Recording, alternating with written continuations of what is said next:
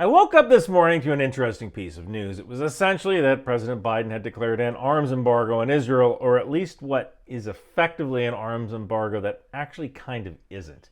I want to talk to you about the kind of weapon systems that were delayed and how it could affect the fight, and how this is actually a pretty darn brilliant geopolitical move by the Biden administration. It was some 4D chess, and you're going to see that in a moment.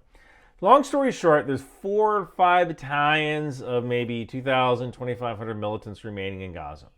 Israel recently dropped leaflets in Gaza telling people to go to one of these 2 areas where supposedly they have tents set up. I actually tried to find satellite imagery of this, but I couldn't find anything of a resolution of less than 10 meters per pixel. And unfortunately, I don't have the money to task a satellite as opposed to buying other people's satellite footage. I'm a YouTuber, I am famous, not rich, and tasking a satellite for yourself costs a lot of money.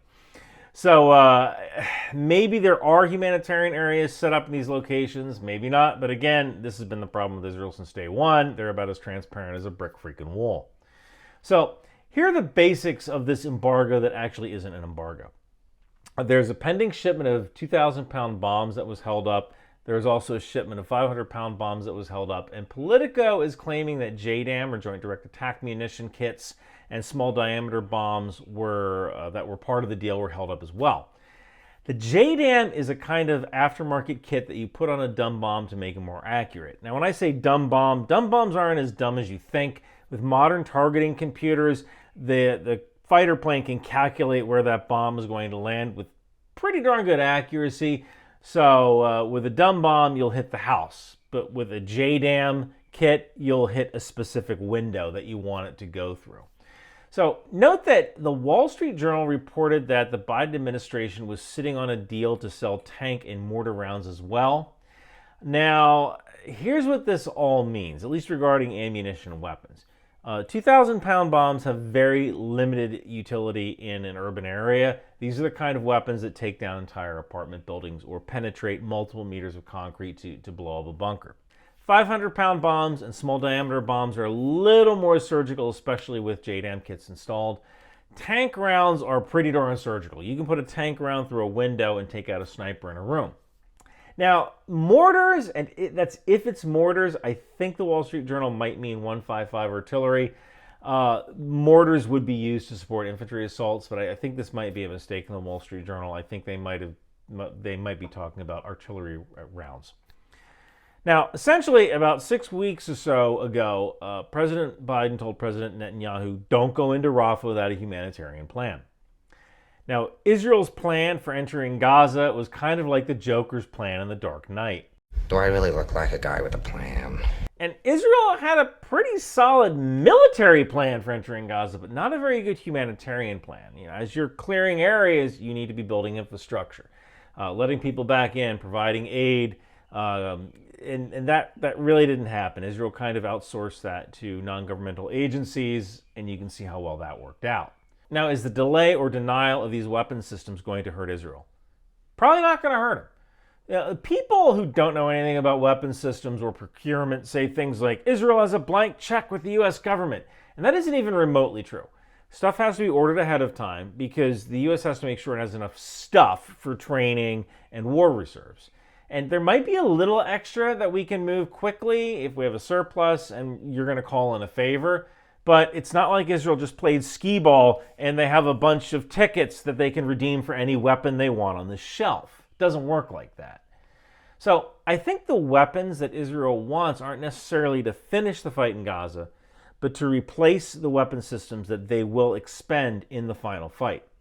So those weapon systems won't necessarily be critical until 2, 3, 4 months from now, and maybe by then people will have forgotten about the whole Rafah attack. So this arms embargo probably isn't going to stop anything. And that's kind of why the president's plan was so brilliant here. This is an election year. And to my foreign viewers, in the American political system, we don't vote for the president directly. We vote for each presidential candidate to get a certain number of electors who will then vote for the president. And each state has a certain number of electoral votes, which is based on population. Reach 270 electoral votes and you win. The U.S. state of Michigan has 16 electoral votes, but it has something else, another critical resource. Muslims, American Muslims. Dearborn, Michigan has one of the largest mosques in North America. And right now, former President Trump is leading President Biden in Michigan by basically a margin of error. So believe it or not, this could actually be a play by the president to kind of shrug his shoulders and say, well, we tried to stop the assault on Rafah, but darn it, it didn't work. And if you're Muslim, please vote for me because I tried. Now, the president can look like he's tried to stop the war when denying weapons wasn't going to have an effect on the outcome one way or the other. The fate of the militants in Gaza has already been sealed. We're just waiting for the day and the hour. Hey, if you want to support the channel, you can get one of my in-action figures from the Knife Hand Company. It also comes with a trading card, so you can put Ryan McBeth on your desk, put your trading card on your desk, and you can even ask Ryan advice that he may or may not give you. You can also grab a couple of Behoove stickers from Bunker Branding. I threw one on my mug. It's great for anybody who says Behoove too much. Thank you guys so much for watching. Oh man, I'm so bored! Christ on crutches with a permanent profile. That's because you have the wrong toys. You need a Ryan McBeth in-action figure from the Knife Hand Company. That's right, Ryan McBeth in-action figures go everywhere. Put them on your desk, your Crocs, your keychain. You can even ask Ryan advice. Ryan, why does Daddy ignore me when I'm over his house for the weekend? Because your new mommy is way hotter than your old mommy. Trading cards! You get a free trading card in every box. Now that's Ryan-rific. So come on down to the Knife Hand Company and get your in-action figure today. Alcoholism, cigarettes, and non-service connected hearing loss sold separately.